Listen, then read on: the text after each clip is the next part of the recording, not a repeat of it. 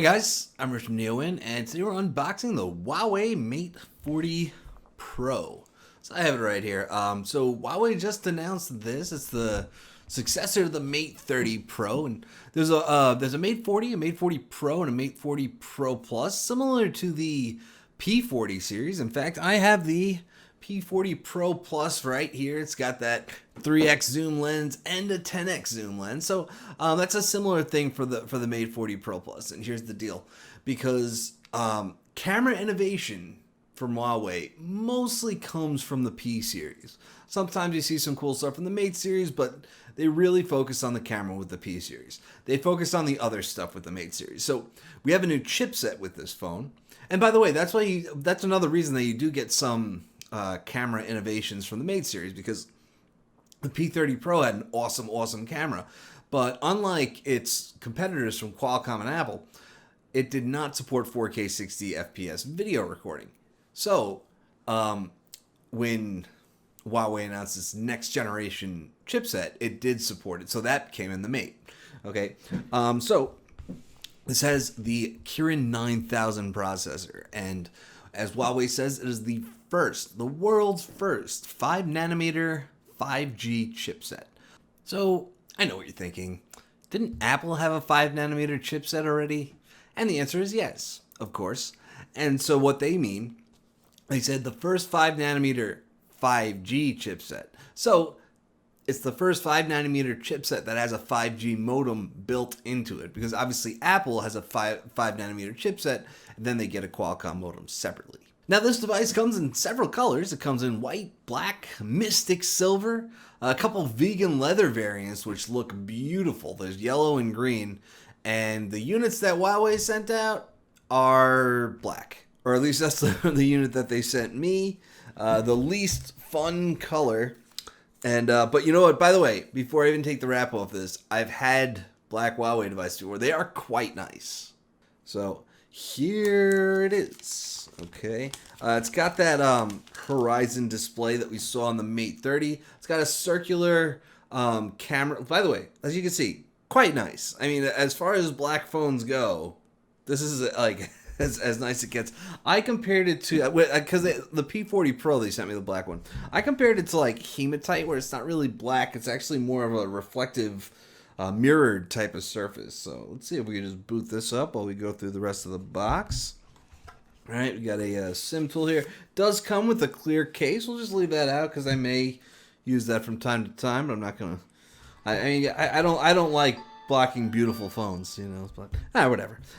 So we've got a USB. What is it? Type C? No, Type A to Type C. Huawei's still using. We've got headphones. These are going to be USB Type C headphones because there is no headphone jack on this device. But yeah, USB Type C headphones. That's a little surprising to see them still ship it in the box, because not many companies are doing. I don't see USB-C headphones anymore. Apple catches a lot of flack for not shipping headphones in the box. I don't see anybody shipping headphones. Like, now that I think about it, I really just don't see headphones in the box anymore, unless the phone still has a 3.5mm audio jack. This is a 66 watt Huawei Supercharge charger. Wild. 66 watts. So I'll have to use a travel charger just to use this piece, but yeah, that's pretty cool. And I've actually been using 65 watt wired charging with the OnePlus 8T. It's awesome. The only problem with the OnePlus is that there's no wireless charging, but that's, neither here nor there. Obviously, we do have wireless charging here. We do have fast wireless charging. All right, guys. Obviously, there's no Google services on Huawei phones anymore, so we can just use Phone Clone to transfer everything over, and that's easy enough. Transferring from my OnePlus 8, it does take a little while, but it's simple enough, and all your apps just kind of transfer over. You don't have a Google Play Store, obviously, but it looks like it takes 12 minutes. Sometimes it's faster, sometimes it's shorter, but it gets the job done. It gets it done efficiently. You'll get all your apps except your Google apps. I'm a big Microsoft guy. I have Microsoft apps, so I don't really need Google apps too much. That doesn't bother me. So now it's wrapping up with phone clone, which, by the way, took more like a half hour at least to actually do all that, to export from my old phone and import from the new one. And yeah, so once you do that, you should have all your apps. And the thing is, for a Google service, like I said, I don't mind not having Google services. It's not a huge deal for me. I do use Gmail. I do use Google Calendar. Oh God, do we have to go through a gesture tutorial? That is so annoying. That's something. It's like on every phone now. Android switched to gestures like 3 versions ago, and for some reason, every time we set up a phone, we still have to go through a tutorial on how to use them. But I digress.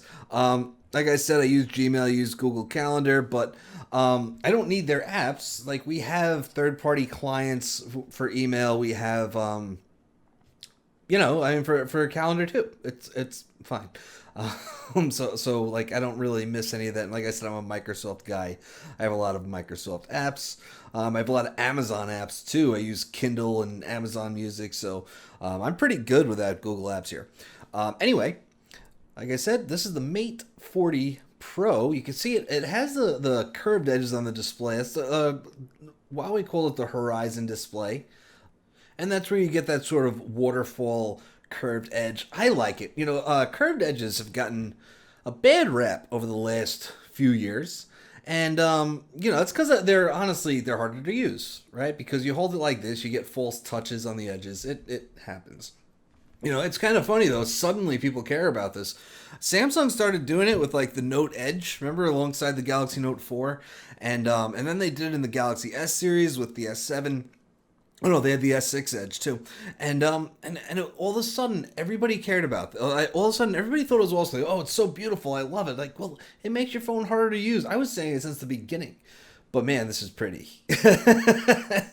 That waterfall edge, it makes it feel like the display is just melting off the side. It looks so good. That was my favorite thing about the Mate 30, and now we have it on the Mate 40 Pro as well. So looking at the back, we have an all new design. Catches fingerprints, obviously, as a glass phone would. So I do happen to have my Mate 30 Pro just lying around here. So you can see it's still got that circular look, but instead of this, we have this sort of band around here. It gave it an almost 3-dimensional look. Like, you see that it's flat from this angle, but almost when you look at it from that angle, it looks like it's indented. I really like that look. So what they did this time, now they have a different kind of circular look where now the camera lenses are on that outer edge there, which is, it's cool. And by the way, those camera sensors are pretty much the same that you'll find on the P40 Pro. It's got a 50 megapixel RYYB lens. It's got the ultra wide camera, a 5x periscope zoom lens. So, it's pretty much a P40 Pro camera. So you can put these next to each other and you can see that how the waterfall display, the Horizon display, whatever you want to call it, falls off the edge. Now we have a 90 hertz display here on the Mate 40 Pro. That wasn't there last year on the Mate 30 Pro. That was something that showed up in the P40 Pro. Other companies doing 120 hertz, can't lie about that. That does use more battery life, but Huawei chose to continue going with the 90 hertz, even on the Mate 40 Pro Plus. Okay, so that's about all that there is. The USB-C port on the bottom, as you'd probably guess, like with most phones, right? The display, OLED, 90 hertz, circular camera, and it's an all-new design. And I love that they're coming up with these kind of unique looks for the Mate series. The P series is more about, like, since it's more camera focused, they tend to put the camera up in the corner. And so it's meant to be held landscape like so. So Mate is where they kind of innovate with new designs. I'm having a tough time showing this because it gets some fingerprints on it so easily. But also it's an awesome looking device. Like I said, there are email clients that I used. I believe on the last one I used Outlook. I believe on the one before that I used the Gmail PWA, which, by the way, you can do that too. You can go and you can go on the website. You can just pin the website, and the mobile website works just as good as an app would.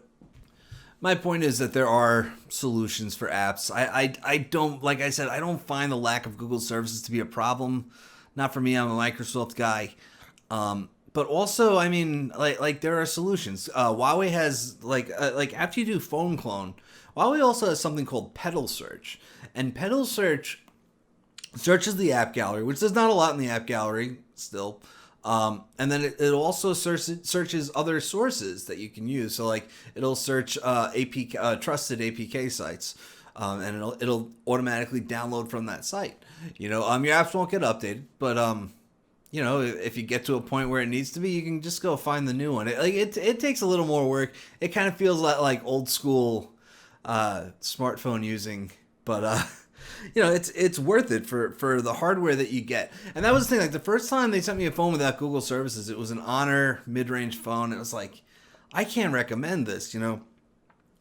Like the hardware has to be good enough for it to be worth the little bit of extra work you have to put in, because it does take a little getting used to not having Google services. So like with Huawei's flagship phones, it is absolutely worth it.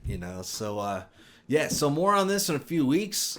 I'm obviously going to play with the camera a lot, so stay tuned. I'm Rich from NeoWin. Have a great night.